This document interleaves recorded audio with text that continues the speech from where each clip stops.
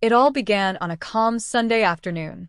I was sitting on the couch with a book when my wife, Nidita, walked in wearing a smug little smile.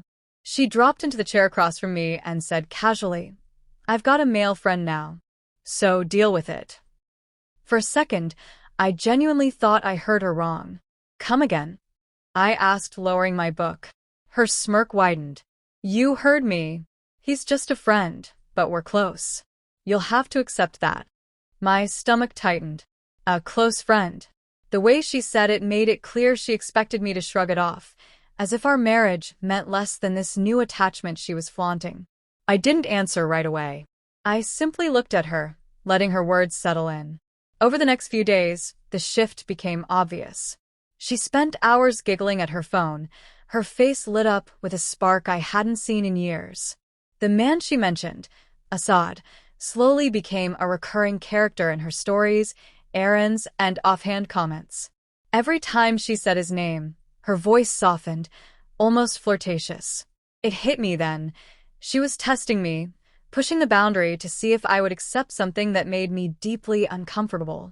That weekend, I decided it was time to respond, not with rage or arguments, but with clear action. I quietly started packing her belongings. Clothes, books, decorations, everything that was hers.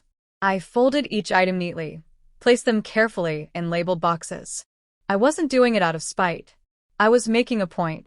Later that evening, she noticed the boxes stacked neatly in the hallway. Confusion flickered across her face. "What's this?" she demanded, trying to hide the irritation. "I'm packing your things," I said calmly. "Packing my why?" she stuttered.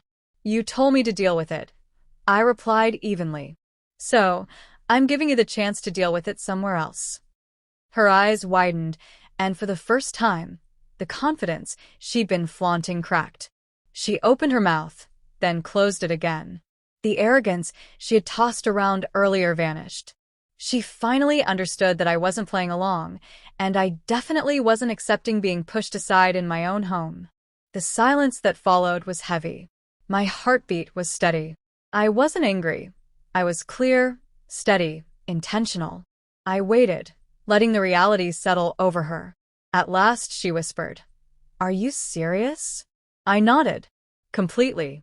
If your priorities have shifted, then your environment needs to reflect that. I've spent years adjusting for you. Now it's your turn."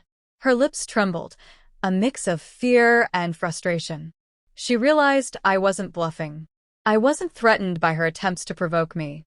This wasn't about control. It was about respect, and she finally saw the line she had crossed. For the next few hours, Nidita just sat quietly, watching me. I didn't rush her, didn't demand an apology, didn't raise my voice. The boxes did all the talking. Every neatly packed item was a reminder that relationships depend on boundaries, and that respect is not optional. By nightfall, she finally broke. I didn't mean for it to go this far," she whispered. "I thought you'd just ignore it." "Ignoring it wouldn't fix anything," I said softly. "Silence doesn't equal acceptance. You told me to deal with it, and now you're seeing what that really means."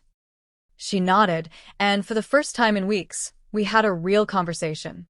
We talked honestly about trust, boundaries, and respect. No yelling, no accusations, just truth. And something shifted between us. She understood that outside friendships must honor the marriage first. And I understood that calm, deliberate action speaks louder than anger ever could. By the end of the night, the boxes were still there, but the tension had eased. She had learned the lesson without a single harsh word from me. It was quiet, powerful, unforgettable. The next morning, we began rebuilding, not through games or tests, but with clarity and mutual respect. That single, steady act reshaped our marriage. And it taught both of us that real love isn't about pushing limits, it's about honoring them.